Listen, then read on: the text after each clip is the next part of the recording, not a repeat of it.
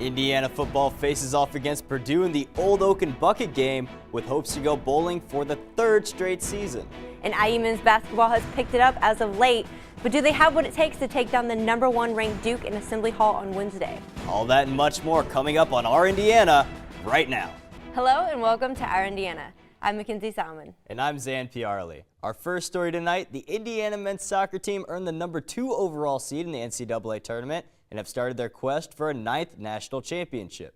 Thanks, guys. Devontae Green was impressive in Saturday's exhibition win for Indiana, dropping 22 points and dishing out 7 assists. Let me take you through a couple of key plays Green orchestrated in order for the Hoosiers to score. First play, here's Green inbounding the ball. You got 4 Hoosiers on the baseline. Green steps in, sets a nice screen for Freddie McSwain here on the low block. Because of that, Green's defender has to hedge over for McSwain a little bit. And now Green comes up, catches a nice down screen from Justin Smith. Look how much space he has. He's able to pull up and hit the jumper right inside the three-point arc for an easy bucket. Now on the second play, Green catches the ball off the pass, and he just takes a nice screen from Clifton Moore. Now after this, he's got options. He can either drive or try to find more on the roll. He drives right to the basket, initiating the offense, taking it right into the defense. Now here on this third play, he catches the ball, a nice pump fake, gets his defender off balance a little bit, so he decides to drive right at him. Because of that, look at Newkirk's defender. He's off of Newkirk, trying to get over to Green, leaving Newkirk wide open right here with his defender off balance for an easy three-pointer. Now this next play is my favorite. Here's Devontae Green, dribble handoff. Look at him right here in the paint. Now what can he do here? Well, he's going to run around, catch a nice screen from Clifton Moore, and because we saw him initiate the drive earlier, 3 defenders all around him, focused in on him, dishes it off to Clifton Moore for a nice, easy dunk. Now Green showed in the first exhibition game that he's a dynamic player.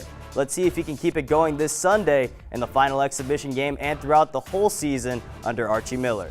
After taking #17 Michigan into overtime last weekend, the IU football team traveled to East Lansing this week to face off against the #18 Michigan State Spartans. The Hoosiers holding on to that brass platoon after last year's upset win at home against the Spartans, and early on the defense was great.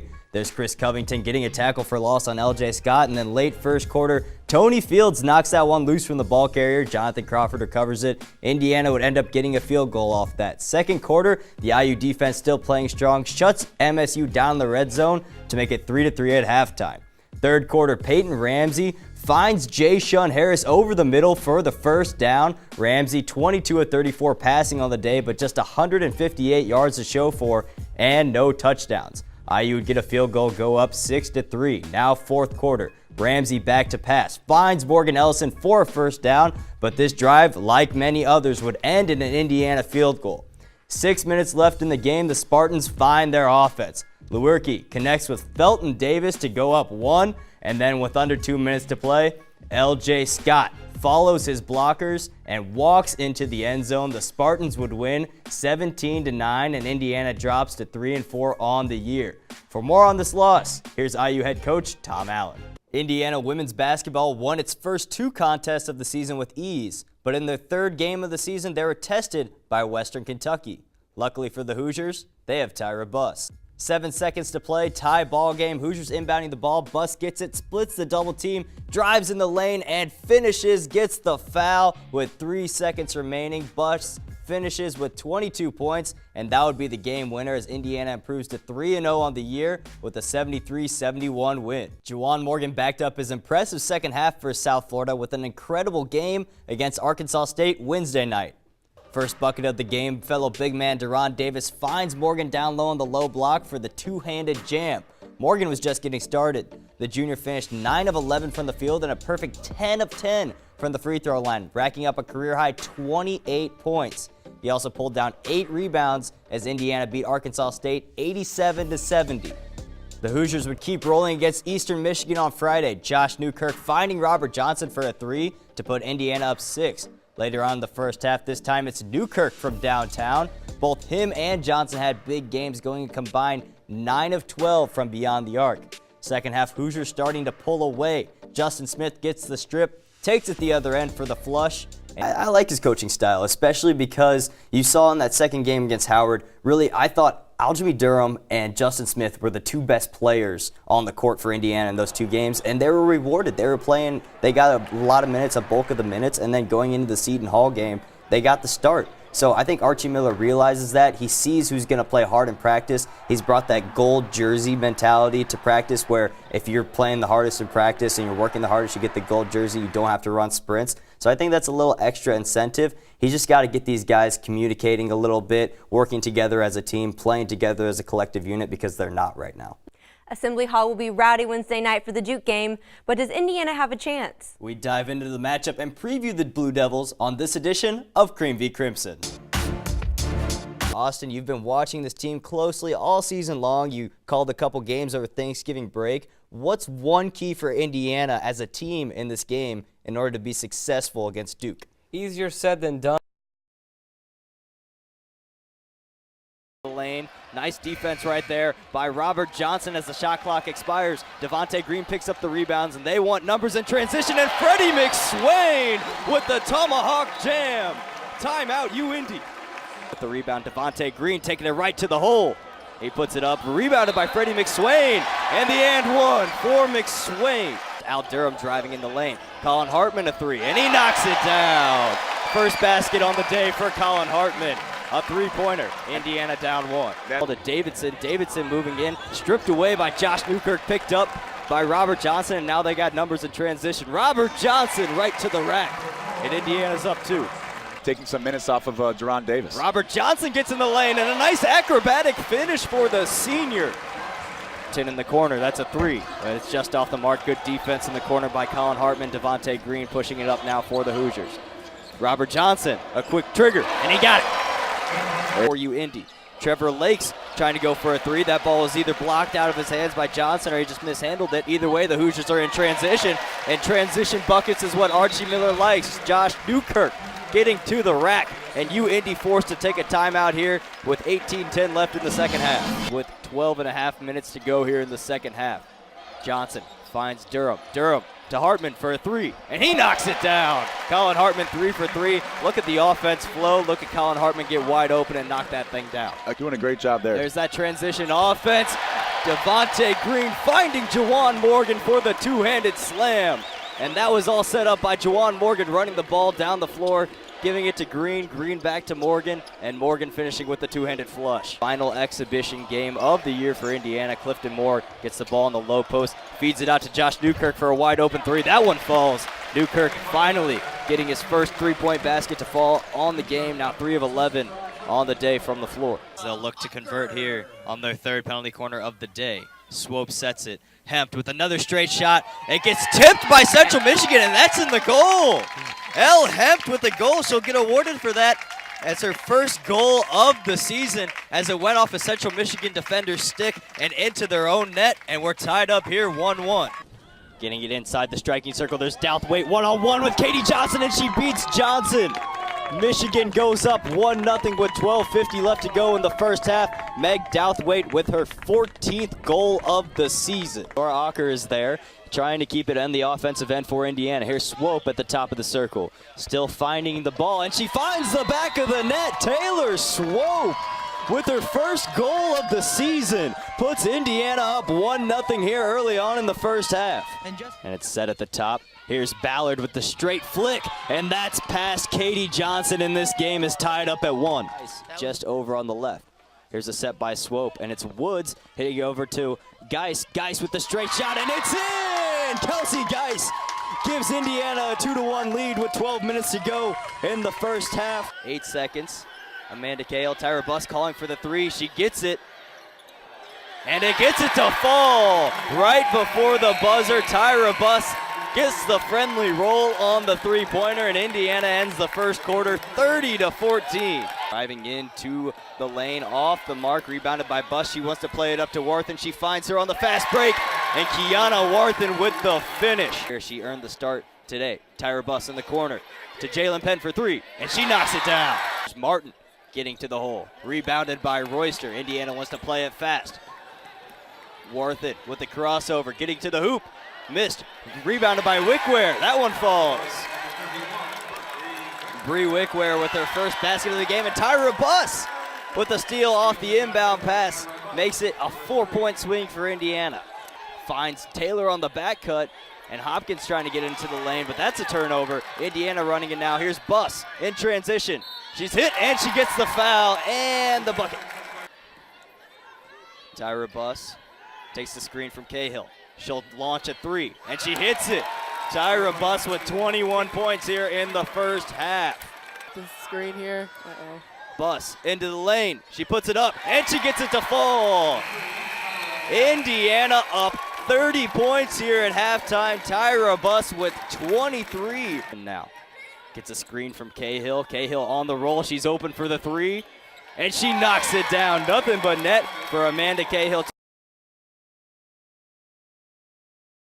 Now as we flip to the men's side, I was at Hoosier Hysteria Saturday to get a first look at the team, with Archie Miller now running the show. This event is all about the fans, the moments, and bringing in the new college basketball season.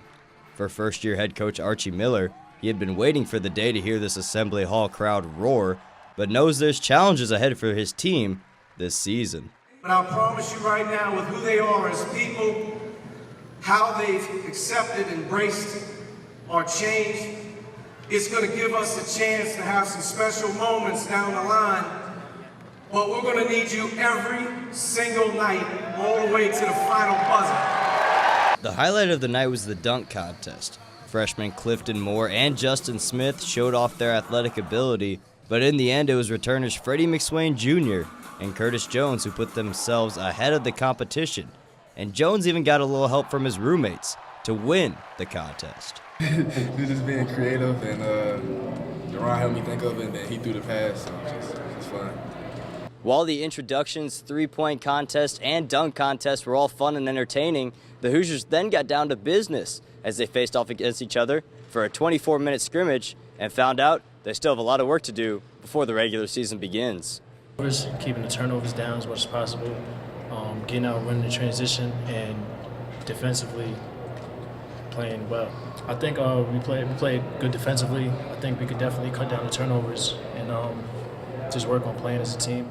While the event was a success as a whole for the fans and prospective IU recruits, the team now has 6 days till they get on the floor against a different opponent when they play Marion in the first exhibition of the year. For our Indiana, I'm Zain Pyarali. Selection Monday was a happy one for the IU men's soccer team as players and coaches gathered inside Assembly Hall to find out their postseason tournament fate. They were rewarded with the number 2 overall seed. We had a good feeling we would be in position for a top 4 seed.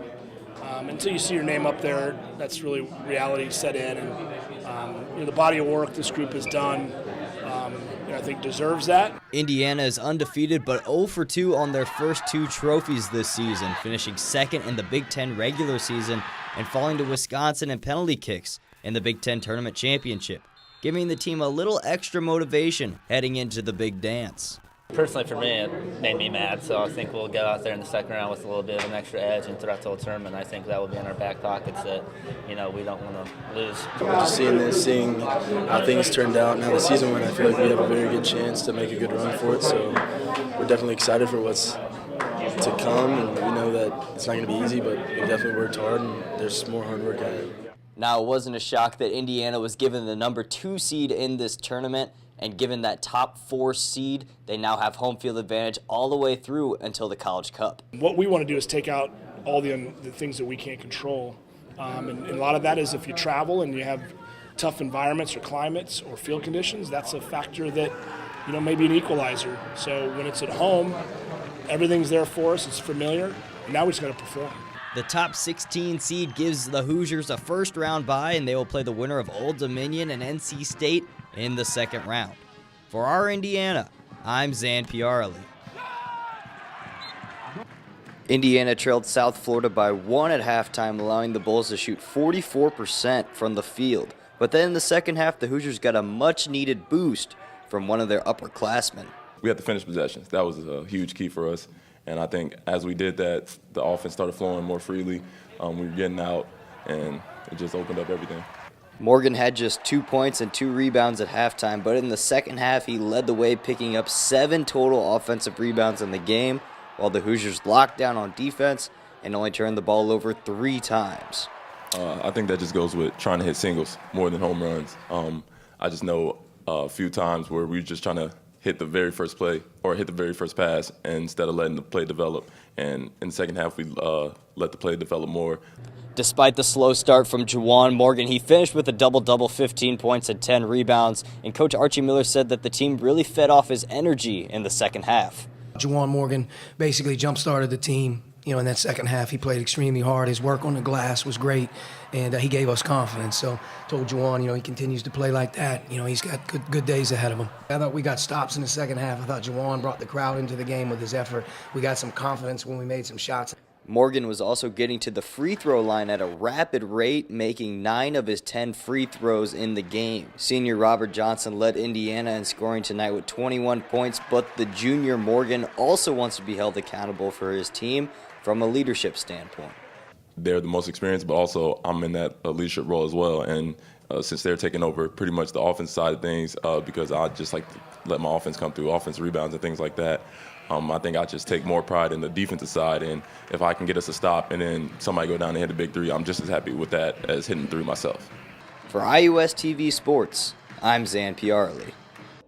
Indiana senior center back Grant Lillard knows what it takes to succeed in the NCAA tournament. In Saturday's 3-0 win over Old Dominion, Lillard scored his 3rd career tournament goal. But he's more happy about the solid performance from the defense. Always getting the shutout. The fact we've been able to get 17 of them now speaks to our team defending. It's been phenomenal all year long. And when we get a shutout, we normally win. The 17 shutouts for Indiana is the most in a single season for the program since 1979, and Lillard has a lot to do with that. Grant brings a lot to our team, but we know that when it comes big moments, game day, he has a different edge to him. And today was no different. He was locked in. Coach Yeagley said that seniors can get tense in games like this, especially knowing that their college careers are coming to an end. But today for Indiana, Grant Lillard was absolutely spectacular. The end is so close, meaning, we all know how many games are left in the tournament. But again, there's no next year, and that can make it seem a little anxious. And I love that our youth can help balance that out, and so Big Grant was locked. Lillard has never advanced past the 3rd round of the NCAA tournament in his career. Coach Yeagley said that his senior center back really wants to make a deep run this year, and he knows exactly what it will take. Just maintain the focus that this group has right now. I'm taking it day by day, game by game. We're doing the little things well, and we just got to keep our focus on that and take every single game one by one and then focus on the big picture when it comes. For our Indiana, I'm Zain Pyarali.